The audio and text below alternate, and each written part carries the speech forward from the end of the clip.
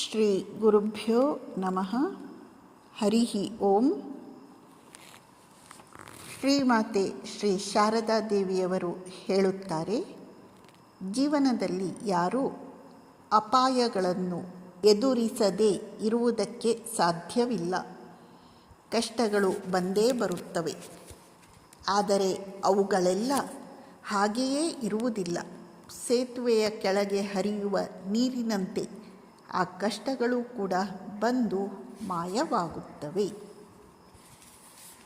ಮಗು, ಹೆದರಬೇಡ. ಮನುಷ್ಯನ ಜೀವನದಲ್ಲಿ ತುಂಬ ಕಷ್ಟಗಳಿವೆ.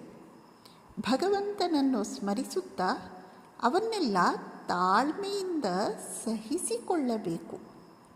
ಮನುಷ್ಯನಾಗಿ ಹುಟ್ಟಿ ಬಂದ ಭಗವಂತನೂ ಈ ಕಷ್ಟಗಳಿಂದ ಪಾರಾಗಲು ಸಾಧ್ಯ ಇಲ್ಲ.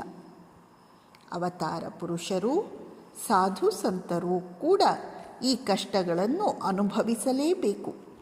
ಏಕೆಂದರೆ ಅವರು ಸಾಮಾನ್ಯರ ಹೊರೆಯನ್ನು ಹೊತ್ತುಕೊಂಡು ಅವರ ಒಳ್ಳೆಯದಕ್ಕಾಗಿ ತಮ್ಮನ್ನೇ ಸಮರ್ಪಿಸಿಕೊಳ್ಳುತ್ತಾರೆ.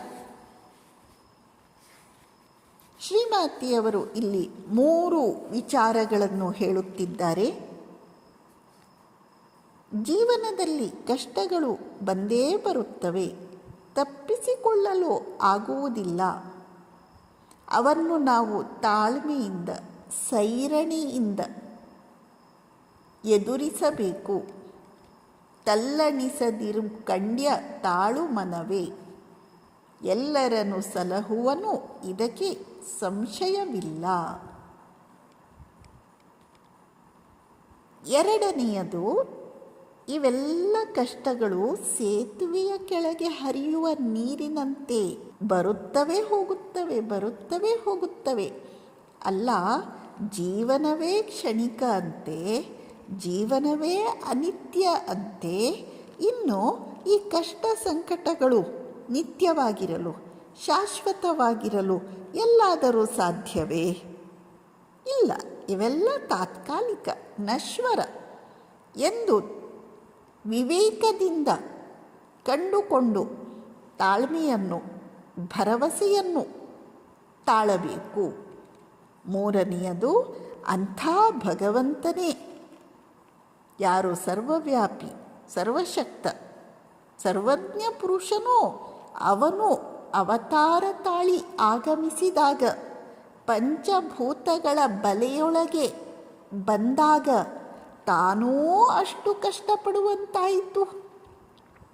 ನಮ್ಮ ಕಷ್ಟಕ್ಕೆ ನಮ್ಮ ಕರ್ಮಗಳು ಕಾರಣವಾದರೆ ಅವನ ಕಷ್ಟಗಳಿಗೆ ಅವನು ನಮ್ಮೆಲ್ಲರ ಪಾಪಗಳನ್ನು ತೆಗೆದುಕೊಂಡದ್ದು, ನಮ್ಮ ಹೊರೆಯನ್ನು ಹೊತ್ತುಕೊಂಡದ್ದು, ನಮ್ಮ ಒಳಿತಿಗಾಗಿ ತನ್ನನ್ನು ತೆಗೆದುಕೊಂಡದ್ದು ಕಾರಣ.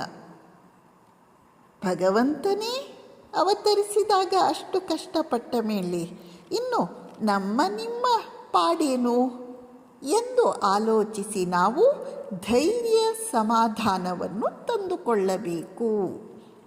ನಮಸ್ಕಾರ.